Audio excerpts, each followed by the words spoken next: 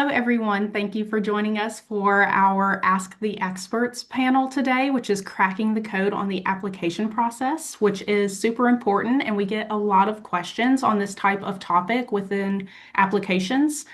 So we really love to be able to host this and bring in some great people to give advice. So we are going to introduce everyone. If you have questions at any point in time, please make sure to put them in the chat. But we have some questions to kind of get us started. Just to introduce everyone, my name is Jordan Hurst. I will be the moderator today, and I am with Pamplin Career Services as a career advisor. We also have Abby with us. She is a campus recruiter from Crowe. We have Andrew from Triple Point Security. He is associate there. And then we also have Fiona Brown, which is a career advisor on our career services team. So I will let them introduce themselves. Abby, would you like to get us started? Absolutely. Thank you, Jordan. My name is Abby Feeley. I am a lead campus recruiter at Crowe. I basically help any student in the Indiana, DC, Maryland, or Virginia areas and schools with internships or entry-level full-time roles at Crowe. If you haven't heard of Crowe, we are a top 12 public accounting and consulting firm with over 40 offices nationwide, and we're currently hiring for our summer 2026, winter 2027 internships across audit, tax, consulting, tech, and advisory. So very excited to speak with you all today. I've been with Crowe for 4 years and been a recruiter for 3 of those years. I actually started off my career as a healthcare consultant, so I do have a little bit of knowledge in that industry as well. But looking forward to the questions and the discussion today. Perfect. Thank you. Andrew, would you like to go ahead? Yeah, sure. Thank you. My name is Dr. Andrew Kulak. I'm an associate with Triple Point Security. I'm also an adjunct professor, so I've taught classes at Tech in the computer science and English departments over the years. Triple Point is a full-service IT security consulting firm. We're a small business. We're located in Blacksburg in the CRC. At Triple Point, I provide client support. I've worked with municipal government, federal government, and commercial clients. I've been at Triple Point for this will be my ninth year this year. Right now, I primarily work federal civilian for the National Institutes of Health, but also at Triple Point, I do business development work. I'm a manager of the firm, and I manage our internship program. So if you've got questions about internships specifically, we review hundreds of applications, every session for internships. So definitely happy to speak about that. But I also manage a team of around 8 engineers at any given time. So, also have experience with entry-level full-time positions. So looking forward to meeting with you and, answering any questions you all have. Thank you. Awesome. Thank you. Fiona? Thanks, Jordan. Hi, everyone. My name's Fiona Brown. I'm a career advisor with Pamplin Career Services. Started out my career in HR before making the switch to higher ed, and I've been with Pamplin for a little under a year now. So, looking forward to being part of the conversation today. All right, thank you so much. Well, let's kind of dive into it and get started. Let's see. Abby, I will throw this question over to you first. What's one thing students misunderstand about the job application process? Yeah, I definitely think that something students may misunderstand is that you have to do quantity over quality and just to get seen. And I think that that is very important when you go into the job application process that you want to be intentional with what you're applying to, who you're applying with, and how you go about submitting your applications and being seen. Submitting 100 applications, you may not be seen if you don't take an extra step and reach out to a recruiter or somebody from that team afterwards. I think making sure that you're focusing in on a certain area of expertise, whether or not you want to go into consulting or accounting or technology, and really focus in on a few positions at maybe various firms, and then follow up with those. So, we see students who apply to every single position we have. And for us, that just kind of shows that they don't really have an interest or a path that they're interested in. So it's harder for me as a recruiter to help figure out, okay, what do you really want to do long term? So if you focus on 1 to 3 positions, that's what I say is a great sweet spot, because sometimes there are similar positions at certain companies. So if you focus on that, and then, once you apply, reach out to a recruiter, that's the best way to make sure that your application's at least being seen during the process. It doesn't always always guarantee an interview, but at least you know, hey, it's being looked at. I've made a connection, and that you're not just applying and then sitting there and waiting. So I think definitely, it's the quality over the quantity is what you want to focus on. Absolutely. We totally agree. Anything to add there, Andrew or Fiona?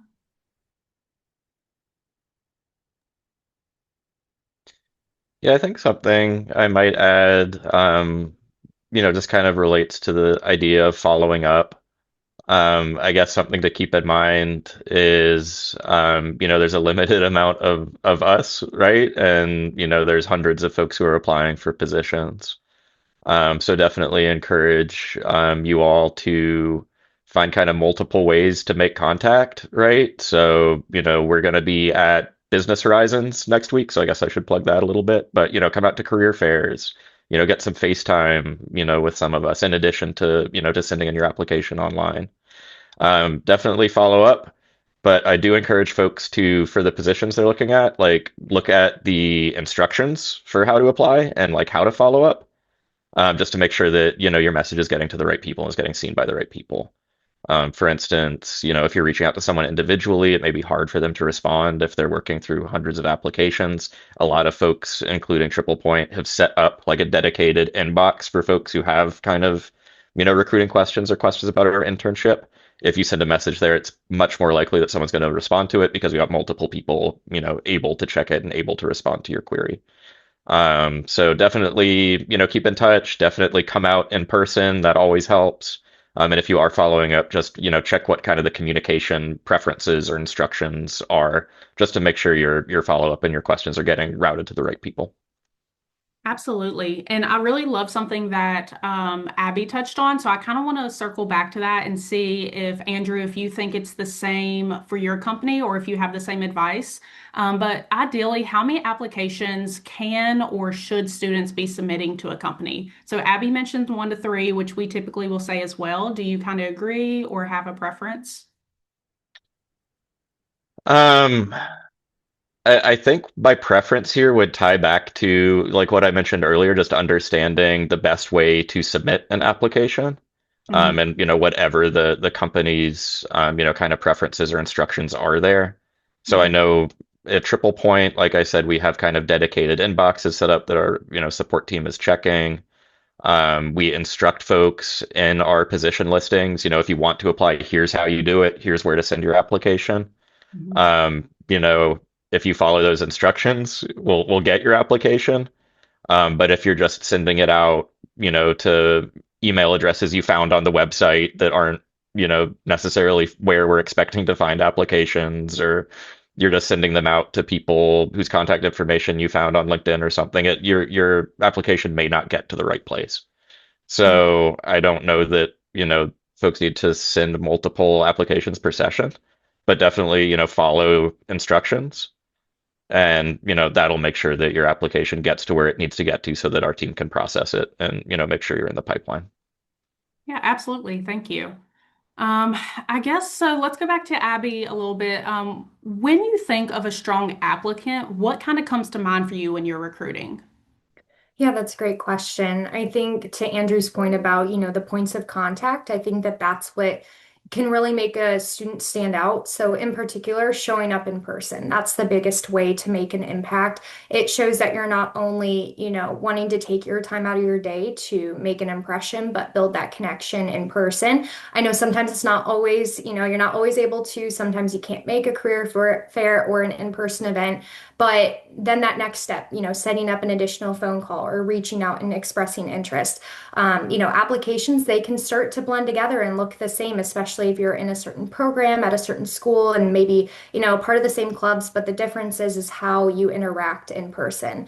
Especially at Crowe for internships or entry level full-time roles, we look for those strong soft skills. Are you a strong communicator? Are you somebody who it's easy to have a conversation with? Can I tell that you're going to be coachable and that you're willing and interested in this position and company to learn? Can I see that you've done your research? So little things like that go a really long way in making you stand out among the other candidates, in the similar pool who might have, the exact same background, but the difference is that you made an effort to show up in person or to take that extra step to have a conversation. Because personally for me, I actually don't like to pass anybody along through an interview unless I've actually spoken to them because you never know what somebody's like, off the resume. So that's really important to make that first impression and to keep building that relationship then from there. Absolutely. Andrew, anything else differently that comes to mind for you that would make a strong applicant that are applying to your type of positions? Yeah, and thinking about this question, the first thing that jumped out in my mind was soft skills. So we didn't coordinate this in advance or anything. I'm not trying to steal your response, but that really is honestly what makes folks stand out to me for the reasons that Abby mentioned. Resumes, when you're reviewing a lot of them, do start to kind of run together. And folks, take similar classes, they're in similar clubs. A way to differentiate yourself, in my experience, is definitely through those soft skills. And I think that can come across both on the resume. If you can highlight things that are kind of unique that you do, where you build leadership, where you build strong written and spoken communication, emotional intelligence and emotional regulation, clubs, volunteering, stuff like that, it can show up on the resume. But again, those in-person meetings and interview opportunities are where you can really show that off. And that's something that for me definitely becomes a differentiator. We see a lot of great applicants, especially from tech who have really strong technical skills, and where you can really stand out is kind of showing those quote unquote soft skills. Totally agree. We love to touch on our soft and power skills. They are so valuable. So since you're kind of touching on those, I'll kind of take this into the direction of a lot of students feel like, or they hear that they need to tailor their resume, right? So Fiona, I'll throw this one over to you. How important is tailoring a resume for each role? And what does that kind of look like from your perspective, or how should students approach that? Yeah, that's a great question. To me, I think tailoring means that you are curating the story that you're choosing to tell. Your experience may not change, it may not be different from one application to another, but the way that you are choosing to highlight it, maybe shine a spotlight on different of those soft skills, depending on what the position is requiring of a candidate, I think can make a big difference there. So, for example, we see a lot of student resumes with experience like lifeguarding or babysitting or very typical jobs that students come into college with. And sometimes for a student, that can feel like, well, I don't have any experience. But I think for the purpose of an application, if you can take the experience that you do have and think about, okay, this has helped me develop time management skills, this has helped me communicate. Maybe I'm a cybersecurity student and I can frame it in a risk of maybe mitigating risk or adhering to different policies. And I can think about the experience with those terms. I think that makes a big difference because it shows a recruiter you have a deep understanding of the experience that you do have, and you can make that connection to what they're looking for. So to Abby's point earlier, it may not be possible to tailor a lot if you are applying to a ton of different types of roles. I think that's where keeping your scope pretty narrow and focusing on maybe two, three kinds of positions allows you to develop a resume that's tailored for each of those types of opportunities. Thank you. Yeah, absolutely. Kind of talking about resumes, something else when students are, submitting their resumes, a lot of the times they hear a lot about these ATSs, right? Or these applicant tracking systems. Abby, I'll throw this one over to you. Does your company use ATS systems? So we actually use a system. It's called Phenom. It's when you'd see it at our career fairs when you sign in. That's where your application goes. And essentially, we don't use anything related to AI to filter out candidates when it comes time to reviewing applications. We actually still personally review every single application. What I can do is I use filters to maybe look at, geographies to make sure, oh, this role's only open in Washington, D.C. I need to make sure I'm only looking at candidates who at least have that in their location preferences, or I'm looking for a certain graduation date. But we don't mass decline. We don't do anything like that. I know some other companies might, but we actually still do manual reviewing of all applicants and applications. So I think that it's important to note that. I know that sometimes students are worried about keywords or things like that in their resume that they might get filtered out if they don't have something. But I can assure you, you can even ask, the recruiters. We're happy to share kind of what our system's like. But I do think that, we look for when we're scanning resumes, those kind of keywords that pop out if it's similar to the role. But I'm not going to decline if it's missing a word or something like that in your resume or application itself. So I personally wouldn't worry too much about that. But again, I know there are some companies that may do that. So it's always best practice to kind of ask to see, what that looks like. But again, getting in touch with the recruiter or somebody from the team who can connect you is the best way to make sure application's going to be seen. But we do not, use any AI to decline students or anything like that.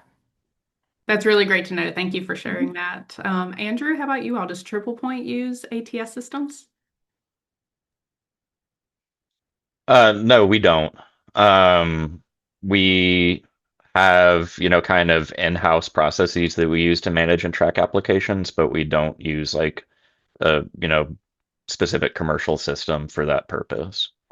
Okay. And, much to Abby's point, every resume that comes in at Triple Point is reviewed by a person, often multiple people. So there's no, filtering, there's no AI, there's, keywords or whatever. Those aren't going to like bounce your resume or anything like that. So, every resume, every application that we get in, does get reviewed and processed by a human being. Okay, that's really great to know, and probably ease a little nerves with some students to know that. And Andrew, I'll stay with you on this one. Is it better to apply early, or does timing not matter, like when postings are just being posted?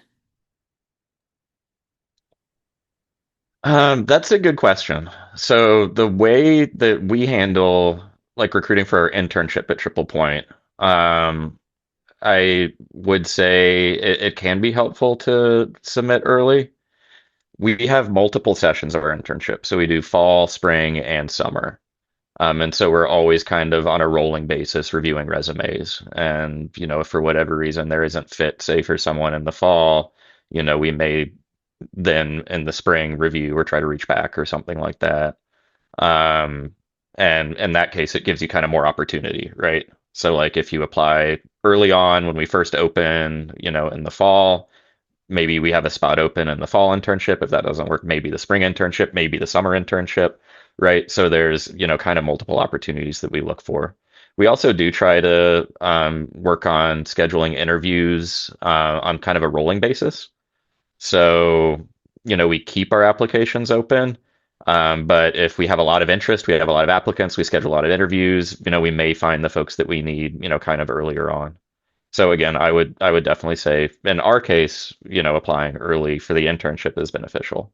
But it's definitely going to vary by, role or, by how companies handle their particular hiring cycles.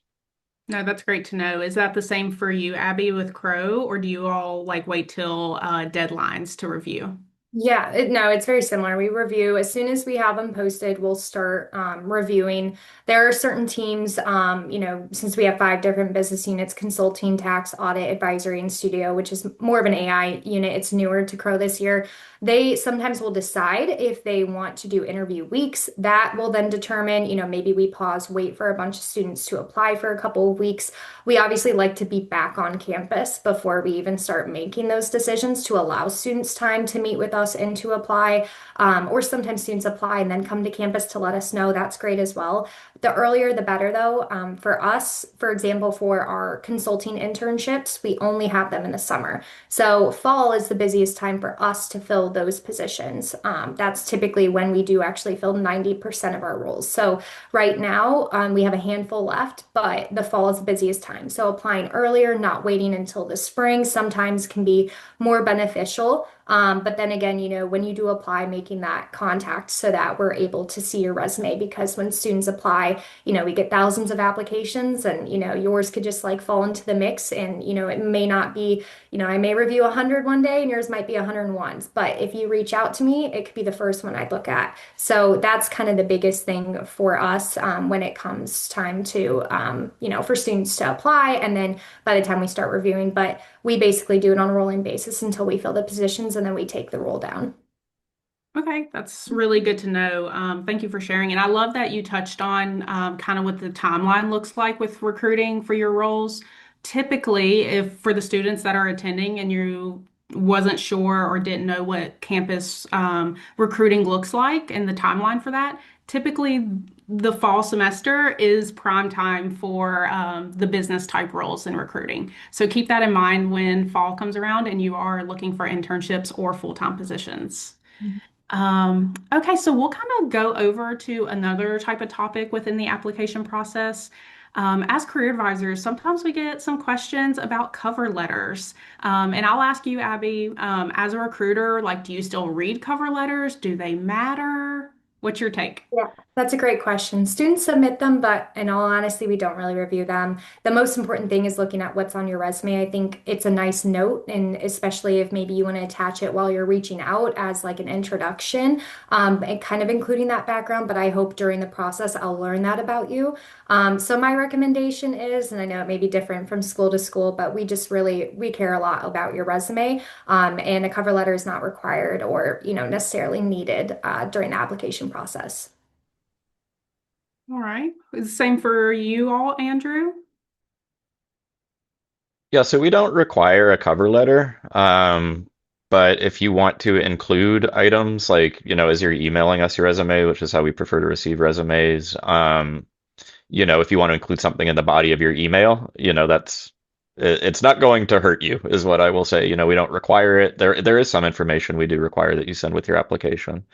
But if you want to include something else in there, you have, questions, there's a particular, concern of some kind you have, there's a skill you want to highlight, what have you. If you put that in the email, like, I don't see any issue with that. And we do review the emails and the resumes that we get in, but we don't require a cover letter. Okay, that's good to know. And like if you do get some cover letters and you do look them over, or if they are putting some content into the body of the email, when you're reading those, is there anything that helps students kind of stick out within that information or be a little more memorable per se?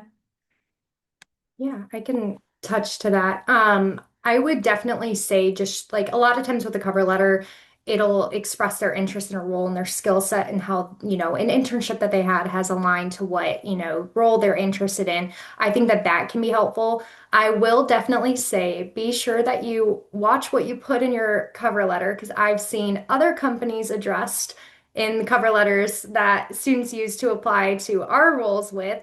Some big four names have been sent to me saying they're excited about their positions, and I'm like, great, but that's not us. So definitely review that when you are curating them to each company and each position, because it can help, but it can also hurt you if, on your resume, most of the time you don't see that, but in a cover letter, you're making it intentional. So definitely double check that, have a friend read it if that's something that you're really interested in putting in your application.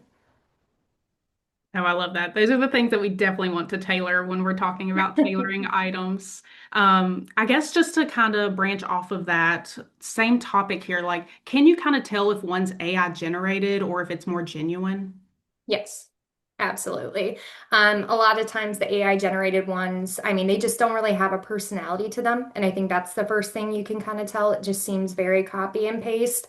The other thing I've noticed too is a lot of students will send one in and it'll have a lot of bolded words and sentences that are supposed to be the key phrases that are, geared towards whatever role or company that they're interested in. And that's definitely, I mean, it catches your eye for a reason, but you can also tell that, it definitely, they had some AI help there and it's not something that came from them, from their heart, during the application process.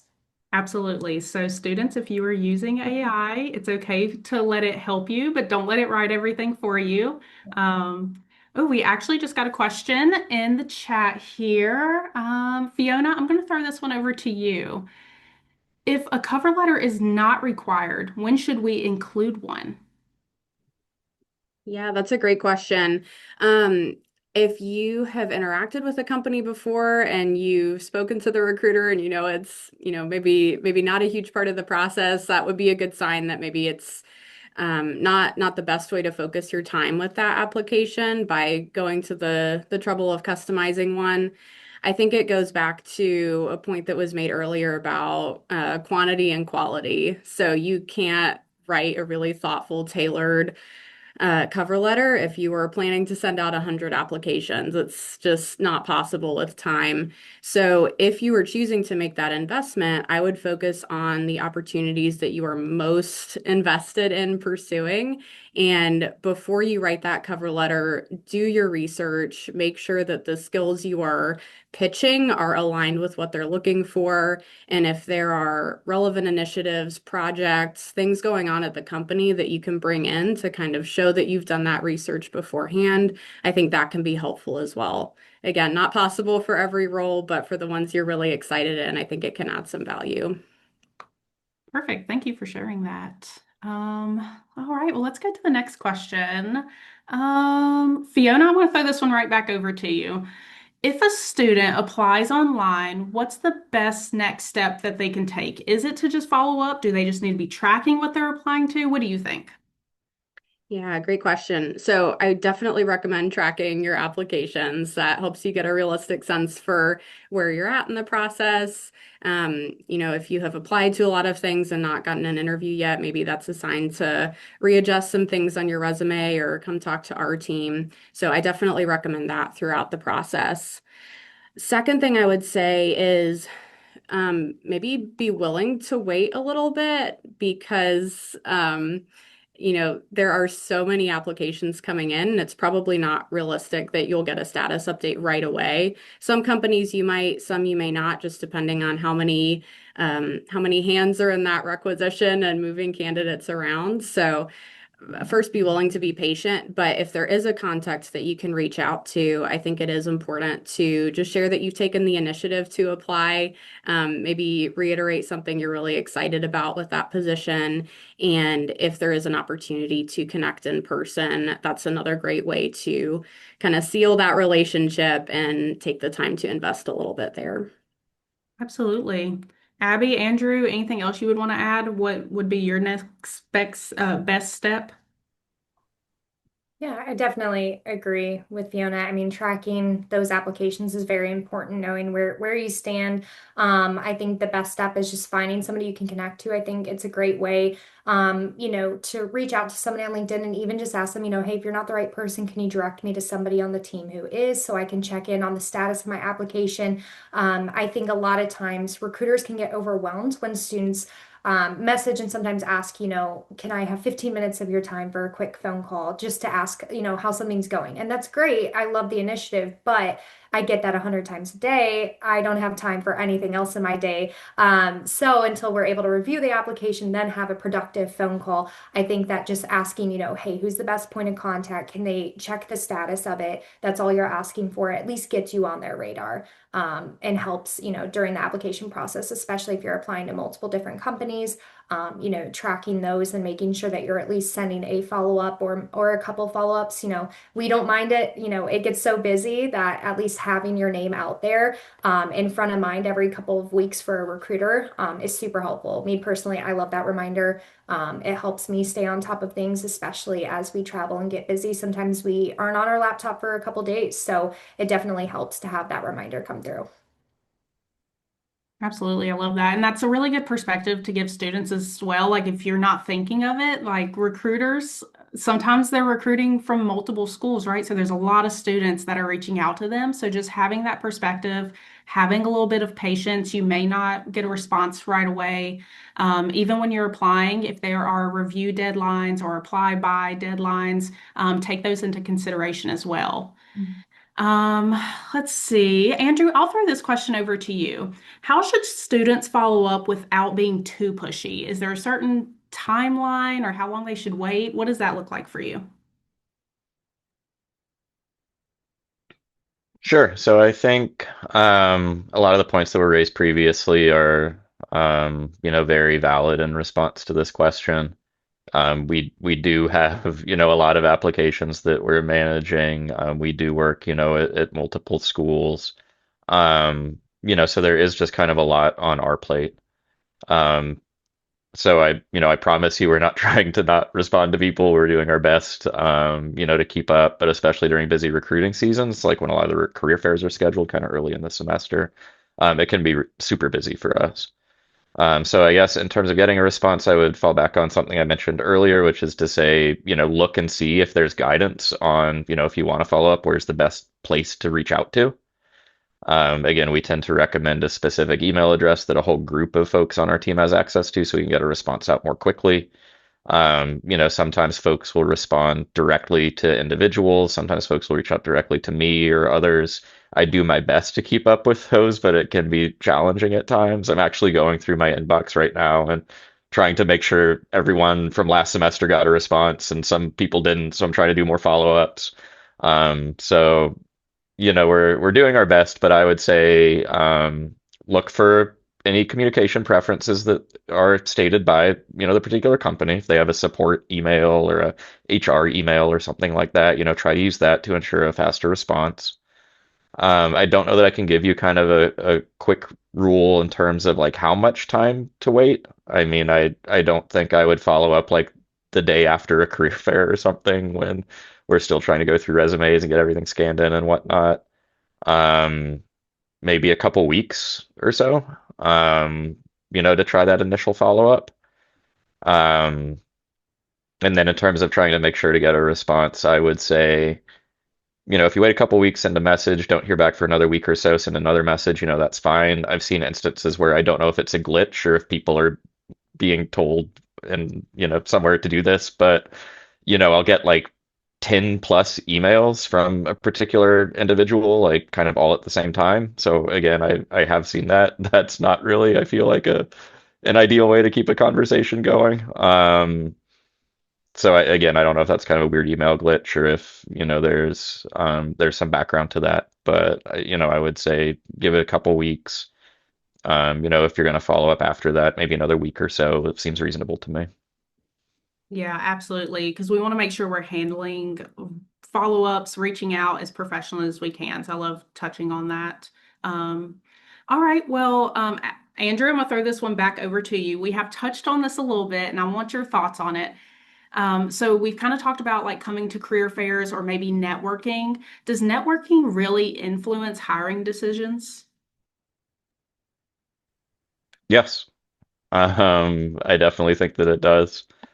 Um, and I would encourage you to think about networking, you know, just in the same way you think about like relationships with other people in general. I think if you think about networking as this kind of superficial thing where, you're just making, very shallow connections, going to a lot of different events, kind of presenting yourself in this very, um, I don't know, like rehearsed kind of way. I don't know that that's as effective, but if you're going out to events that you're genuinely interested in, like we do, career fairs, but we also, as a cybersecurity firm, will go to things like IT and cybersecurity networking events. We'll go to Capture the Flags or CTFs, which is, kind of a competition that cyber professionals and students will do. We'll go to things like that. So if you, are genuinely interested in those things and you show up, that kind of comes through. And, the more that you do that, the more that you do show up and meet people, the more kind of salient you become, right? In someone's kind of professional network circle. So I think, again, if you're, really invested in it, you're going to events that are genuinely interested to you, you're talking to folks where you're, genuinely interested in working with them, I do think those kinds of things, matter and are meaningful. I guess one example that I'll share is, there was a student at Virginia Tech who multiple times came to our booze at career fairs looking for an internship, and for whatever reason, just like the fit, wasn't quite there, for the particular internship positions that we had. But we got to know this person just because they came back, they expressed their interest, and we ended up after they graduated hiring them for a full-time role. The fit wasn't there for the internship, but they made those connections. They knew a lot of folks on the team. They stayed in touch. They showed their interest. We had their resume on file, and we were like, it didn't really work out at this point, but this is a great alignment for this, for this role we happen to have. So, again, I do think these kinds of things matter if you're approaching them in an authentic way where you're trying to make connections with people that and businesses, organizations that you're genuinely interested and curious about and genuinely interested about, getting to know and learn more about. No, I really love that. And just to give that kind of advice to students that, even if you get rejection, you grow from it, learn from it, stay consistent, especially if you're interested, like it could pay off. And there's always more opportunity. So I love that you touched on that. And you kind of answered my next question. And Abby, I'll kind of ask you as well to kind of see if networking is the same for you. But does event attendance kind of take into account as well? Do you all keep track of who's attending your events? Yeah, we do. It actually through our Phenom, applicant tracking system, it's where we house everything with recruiting at Crowe. So, we can see when you apply at our firm specifically, we can see every application as well as any event that you registered for, attended, any notes, that a recruiter may have put in about maybe what you're interested in, things like that. Everything is housed within your application there. And we call it your profile essentially. So we look at that. We even have a virtual case competition. We track to see who signed up and registered and participated in that. So we can kind of see through the years as well. I think that's what's important to Andrew's point. We have people that sometimes it's not a match the first time they come through looking for an internship or an opportunity. Maybe, they just don't have enough of the skill set needed or they're the wrong year and it just isn't aligning. That's completely fine. If you keep building that relationship, you never know when, hey, it's finally your time to shine. We have something for you. We've seen that you've, come out to every single event we've been at on campus and expressed your interest, and we love that. So I definitely would also recommend that it's never too early to start networking. You're going to network your entire life. So you might as well start now, start building those skills. You're going to network within your own company, with other people as you move through life. So I think it's a skill that you will always continue to work at. And one other thing I wanted to know about networking is that it doesn't always have to be with somebody in a position that you're interested in. We have so many people that attend our career fairs with us. I have partners from audit, tax, consulting, and maybe a student comes up and talks to an audit partner, but they're not an accounting major. But they could have made a great impression on them that partner would then reach out to me later that week and say, hey, you need to consider this person. They'd be great for any role that they apply to at the firm. You should consider them for an interview. And that can be sometimes how you can get that one leg up during the interview process. So you never know who you're going to meet and who could vouch for you in the future and be your ally in the application process. Yeah, that's such a good point, and it makes me think like just last night I was at a networking event, and there didn't end up being like a lot of, cyber type professionals there, but I was speaking with someone who was like, I'm have a background in finance, I'm doing accounting stuff now, I'm interested in getting involved in, financial planning, wealth management. And I was like, well, that's not that's not what I do. But one of my best friends growing up is a wealth manager with JP Morgan Chase, and I was like, let's make that connection. So you just never know when you go to an event like this, as Abby was saying, is it going to be, the person I think is going to be the best connection, or maybe I'll stumble into some other connection that ends up being really valuable as well. Absolutely. Really great points. So students take note, attend all the events. If you see companies on campus or if they're hosting other types of events or competitions or whatever, go get involved. They're keeping track of it, and that way you can build those relationships. Get in front of them as much as you can. We actually had another question come through the chat to me. Fiona, I will throw this over your way. kind of talking about the networking. So some students are not super active on LinkedIn or they're not really sure how to use LinkedIn. What's a smart way for students to connect with these employers and recruiters and handle that professionally? Yeah, that's a great question. Um, I think this starts before you even apply to a position. So, first thing I would do is look at, um, see if you have maybe second degree connections that work at that company. See if there's maybe a peer or someone who could introduce you, because that's a great way to get information, maybe about the application process before you go through it, or information that could help you really tailor that resume or that cover letter. So, starting by kind of laying the groundwork for yourself, getting as much information, making those contacts before you apply, I think can be really helpful. And then, um, email is a great way for a lot of students to stay in touch with recruiters. If you are attending a career fair and you know you're not super active on LinkedIn, asking for an email can be a great way to just kind of establish a point of contact there. And you can even ask about communication preferences. Some folks are more active on LinkedIn, some are more active on email. So, make sure that the communication preference of the person you're wanting to stay in contact with, that is clear as well. But yeah, I think those are definitely a few great ways to stay in touch. Yeah, absolutely. Abby, would you want to add anything in as like as a recruiter, if students are reaching out to you through LinkedIn, is there anything that you kind of like to see versus maybe bothers you or that you don't want to see? Yeah, I definitely think that the thing I like to see is, if we've met in person before, and maybe we talked about something we had in common, mentioning that when you reach out, hey, you and I talked about this at the career fair, really stuck out to me, wanted to send a quick connection. For me, those are almost little reminders. I'm one of the recruiters that I love my email more. I check it. I check LinkedIn maybe once a day, but my email's where I live and breathe, and that's where I have everything organized. But I also love seeing, the reminders come through in LinkedIn. So if for some reason you don't have my email, that's also a great way you can ask through there. Say, hey, what's your best, form of communication? You can also just, send a quick note when you're sending a connection request and just say, hi, really interested in Crowe, would love to connect. Even something as simple as that is great because one, it gets your name in front of us. That's, another point of connection there. And then you can follow up, say, hey, thank you for connecting. A couple days later, I recently applied to this role. Let me know, the best way to connect with you. Again, being mindful of recruiters or the team's time, not asking, can I have 20, 30 minutes of your time? Because everybody will ask that. But, just saying, hey, can you let me know where we're at in this stage of the process? A lot of times I'll take that and I'll say, hey, send me an email. That's my reminder. So then it's formally logged in there. I can go in and check on your application and we can have a more formal communication in our email. So it really just depends, but I also think not, messaging there, just every single day, hey, what's my status update? I applied again, I applied again. Things like that.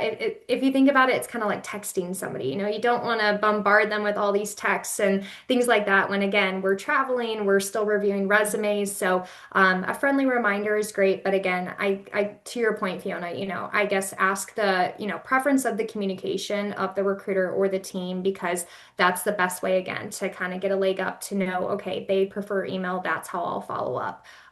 So that's my 2 cents. I do love LinkedIn though, because a lot of times you meet a lot of students that names can blur together. But if I can see your profile picture, I'll be like, yes, I remember who that is and what we talked about. That can also be super helpful since, we don't see your pictures on resumes. So sometimes that's a nice, friendly reminder. Yeah, absolutely. And I actually had another question come through the chat. And Abby, I'll ask this one to you as well. So this student said, it's really difficult to find a freshman level internship, but they have enough credits and are planning to graduate early. So their question would be like, are they able to apply as a sophomore or planning to graduate in 2028 opportunities since that's technically their academic level? What's your take on that? So for us, with our internship programs, we primarily rely on your graduation date. And we always plan to have you intern the year before that because we always do one internship and then hope to convert all of our interns to full-time 1 year after. So if you're, graduating 2028, 2027 would be the best internship cycle for you to be applying to. Now we post those then in the fall of 26. So knowing the timeline of that will be super helpful. So I graduated early from college, I graduated a semester early, so I made that known though to the recruiters when I was applying to positions and things like that, because a lot of times they might say, hey, like, oh, I immediately see it says freshman in your title, even though technically, you're credit wise going to be graduating early. So it really just depends. Again, it depends on the role, the company. It also depends because if you're an accounting major, when are you going to be CPA eligible? That could be a different date. And sometimes you can't start a full-time job until you've hit that eligibility. And now states are changing that up as well with the different eligibility timeframes. So, all that being said, definitely communicate with the recruiter or the team, especially you can even put it on your resume, hey, like technically sophomore standing, going to be graduating early. Anything to clarify that, because when we're reviewing resumes and that kind of thing, that's what we look for. That's a big factor to make sure that we're hiring so it works for our cycle and yours as well. Yeah, so expected graduation, as long as you have that on your resume, that's what they care about. Yeah. So really great take there. Okay, let's go another direction here. We also get questions about GPA. Andrew, I'll throw this one over to you. How or when should a student explain maybe a low GPA?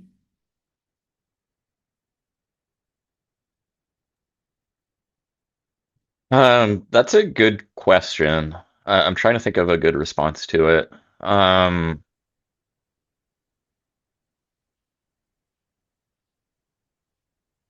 I would say Let me ask you this, I'm does it matter because you're more in a technical type role, do sure. you, look for a certain type of GPA? Does that matter for your type of roles? Or what if a student maybe starts in engineering or a different major and then transfers over into business, but maybe that kind of hurt their GPA? Do you all kind of take that into consideration, or how do you view that or would ask that? If it were like a concern, I would say it's something that would come up in conversations, like um, maybe in an interview setting. As someone reviewing resumes, I'm not as actively looking for GPA, and it's not something um like we in our description have sort of like a preference, but it's not necessarily like depending on other circumstances, something that would necessarily keep you from getting the position. So it's like, if someone seemed otherwise qualified and there were concerns about it, it's something that I think would be discussed like in an initial meeting, maybe in a screen, or an interview type setting. Um, in our case, like we do ask for folks, to share some of their academic background information. So it's something we do see if they're concerned about the things that you mentioned. I don't think it hurts to like bring it up. Like earlier we were talking, if you want to contextualize your application somewhat, include something in the email, it's something we're going to see anyway. Just say, I noted you had this, preferred GPA, but X, Y, or Z happened. I don't think that's, going to hurt you because it's information that we're going to see anyway. Um, but yeah, it's a tough question I think, for me to respond to because, um, again, it is something where if there's a good fit and, they're like we understand the circumstances or whatever, it's not necessarily something that would preclude you from the position. I was thinking about this also in terms of like class year that was being discussed earlier. Like we don't really have a cutoff for that, so we usually take folks who are juniors, I would say, or rising seniors. But we've taken folks. I think we took someone who was a second semester first year student. So it's not really kind of a hard restriction that we have. It more just comes down to is the fit there, is the background there, is kind of the maturity there. Um, and those are the kinds of things that we really kind of discover, in in-person meetings at career fairs. maybe through online interactions, and then definitely like in the screens and in an interview setting. I don't know. I wish I had a more kind of direct response for you. I think it's somewhat contextual, but yeah, if you have concerns like you mentioned, include them in some context in the email, or certainly it's something you can bring up with us, or if it gets raised in the screen or whatever, it's something you can discuss with us at that point. Yeah, absolutely. Abby, do you all have any kind of like questions with GPA or require certain GPAs or anything like that?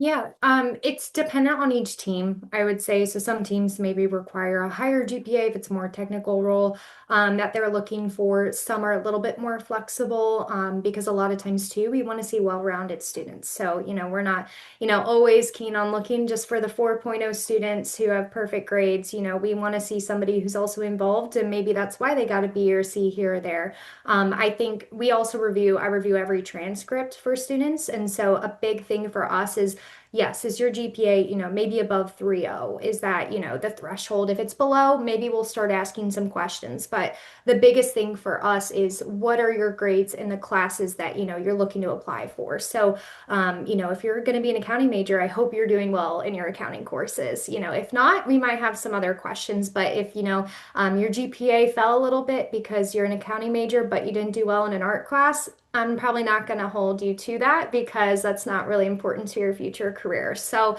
those are the things, similar to what Andrew said, we take everything, into context. If you know you have a low GPA and you had a bad semester and that shows, sending that in the email, we're going to see it anyways. It just kind of maybe gets that conversation already rolling, so that maybe we're able to consider you, first over, maybe brushing over it for now, putting on hold for a bit until maybe we figure out what happened. So it could just, move things along a little bit quicker if you feel inclined to include that in the email or the application. But for us, we do review, those transcripts and things like that, especially because some of our roles do have certain requirements. So I would just, say to ask the recruiters, if anything like that, stands out. Every company and every team is different. So it just depends, but it's something that we look into, and we don't disregard just because of what we see on paper. So we definitely always dig into it a little bit more to see what the full picture is, and what's going on, at home, at school, things like that.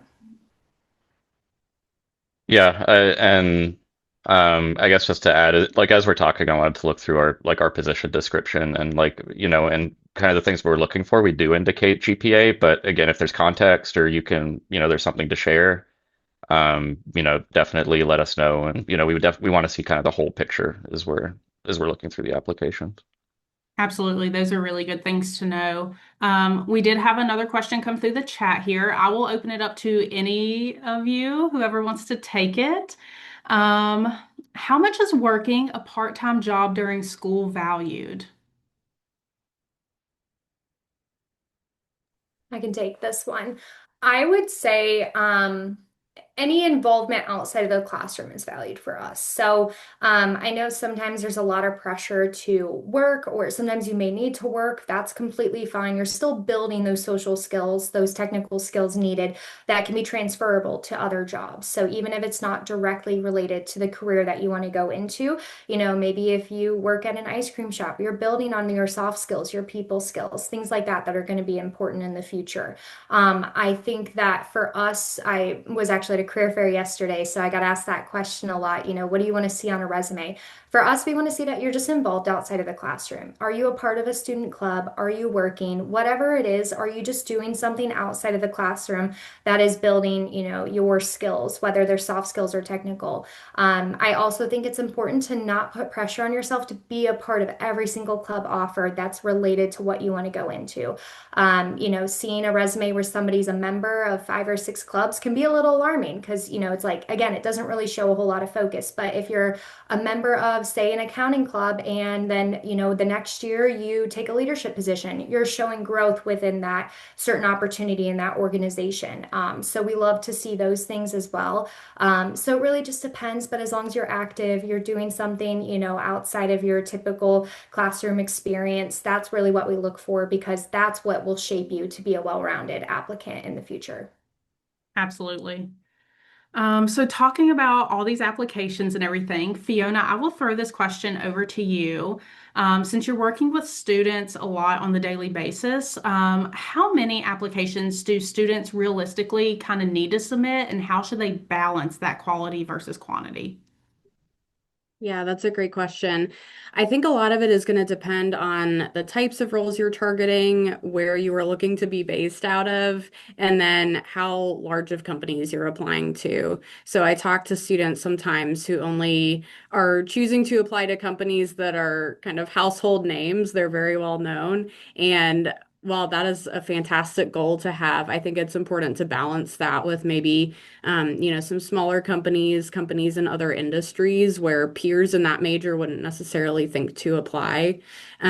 So starting with a good balance, I think is really key.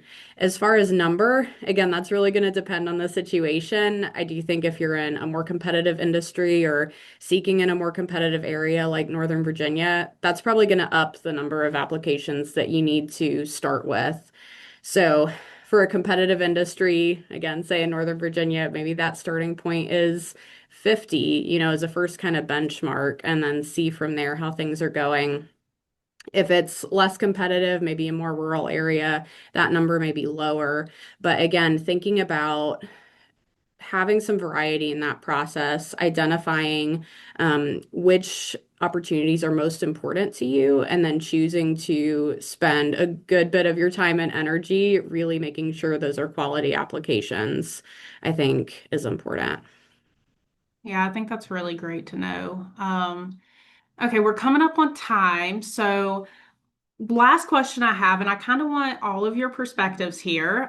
What's one tip or takeaway that you want every student to walk away with today? Fiona, let's start with you. What's one tip that you want them to take away with? Absolutely. I am thinking about something that I think was mentioned earlier when we were talking about networking. The fact that networking is really just building relationships with people. Sometimes that results in something really valuable, like a connection or a referral. But my advice would be don't pursue networking for the end of maybe getting a referral. Pursue it for the relationship because there are so many great things that can come out of that along the way. Mentorship, good advice, connections to other people in that person's network. So really prioritize that relationship when it comes to networking. Absolutely. Abby, what do you feel? Yeah, I would definitely say my tip of advice, especially with the career fair coming up next week, is to just do general research of the companies that you're interested in before you attend the booth. I've gotten a lot of questions sometimes, when career fairs occur where a student will walk up and say, "Who's Crowe?" And it's a really wide question, I'm happy to answer it, but a lot of times that kind of shows, okay, you didn't take the initiative, you don't know who we are, what we offer, I'm not sure if it's going to be a great fit. Obviously we don't write that off, but I do think that just knowing high level, I know you're an accounting consulting firm, interested in your opportunities, would love to learn more. Little things like that can go a really long way in making that first networking impression. So definitely my piece of advice is to have a list of companies that maybe you're interested in, do 5 minutes of research on each, and then you're good to go, by the time the career fair, you talk with somebody from that company because it can really impress a lot of people if you come up and say, "Hey, I know who you are, really interested." That kind of can get the ball rolling there. So that's my piece of advice, especially for next week. Absolutely. And to close us out, Andrew, what's your takeaway? Yeah, I think it's gonna be similar to Abby's. What I wanted to share is just take advantage of like in-person opportunities to connect with people, especially the career fair that's coming up. The reason that I'm thinking about this is, sometimes we'll get, say, a resume in an online application, and the fit doesn't look great, for whatever reason. We're not really seeing what we need in the resume. When we have situations like that, where someone's talking to us at a career fair, it's really easy to just say like, hey, this looks great on your resume, or do you have any experience in X, Y, or Z? Sometimes people will be like, oh yeah, definitely. I've done this. I did this class project. It just didn't make it onto the resume, right? And now we have that point of reference. We can kind of note it down. We can follow up. But it's much easier to kind of have those kinds of conversations, get to know someone a little bit better, see where there may be gaps on the like on paper application. If you are taking time to do those kind of in-person meetings. And I guess my last follow-up here would be related to AI. Please like minimize your use of it is my recommendation because again, we want to foster human connections. If you're just having AI generate your resume, it's probably going to be generic, not look too great. You won't be able to speak to it well when you're meeting with people. So again, take advantage of in-person opportunities, take advantage of career fairs, spend time with people in person, network with the intention of building relationships, and take advantage of these opportunities to help us get to know you as like a whole person, not just like an applicant that we're only seeing, through an online submission form. Absolutely. Thank you all so much. I know we're right at time. I did get one more really good question in the chat that I want to share. So if you all want to stick around, feel free. If you need to jump, I understand. But the question that we got is if I go to the career fair for the first time and I'm trying to actually make a first time connection, would it be a bad thing to ask what your company is? So if they don't do that research part, but they still want to connect, is it bad to ask what your company is? I wouldn't say it's bad to ask. You can be genuine and say, "Hey, I've never seen you. I'm walking by a couple other companies. Your booth caught my eye. I would love to learn more. I see accounting consulting. I'm interested in that. Can you tell me a little bit more about your company?" A lot of times too, have your elevator pitch ready, just a quick background of who you are because a lot of times I'll throw it back and say, "Okay, tell me about who you are so then I can cater, what we have available for you." Since some companies may be so big, you have a lot of different areas. So I definitely think coming up with, the intention of being genuine, saying, "Hey, I'm going to be honest, I really don't know a whole lot, but I would love to learn more." That's the right approach and making sure that, you're off to a good start regardless. But that's a good way to start kind of building that connection and learning more about the company and the opportunities that they have. Absolutely. I love that. All right. Well, thank you all. Thank you, everyone, our panelists, our attendees. Thank you for joining in. I hope you all are learning new things and taking some good tips away from today and putting in as many applications as you can to get your opportunities. If you have other questions or would like to connect, feel free. You can find us on LinkedIn. But other than that, thank you so much.